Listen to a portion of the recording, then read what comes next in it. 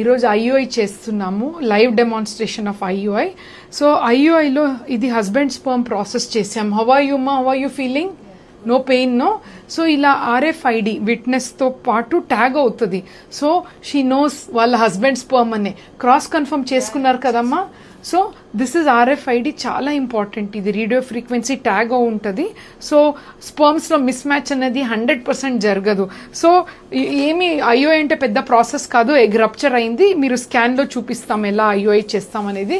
So don't worry, good to go. Okay, yes, just relax, take deep breath.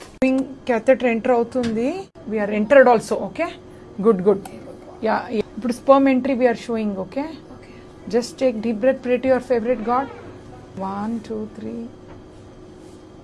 Sperms are entering.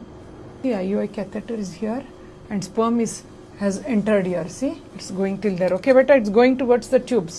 Okay. Sperms are deposited here. Okay, see here. Yeah. ఇప్పుడే live IUI demonstration అయింది కదా. So live IUI తర్వాత ఎన్నో questions ఉంటాయి. What we పేషెంట్స్కి న్యాచురల్గా కూడా try చేసుకోవాలి. ఎందుకంటే ఎగ్ ఇప్పుడే రప్చర్ అయింది, ఒక 3-4 days you have to try naturally. Natural inter course is important IUI తర్వాత. అండ్ రెస్ట్ అవసరం లేదు.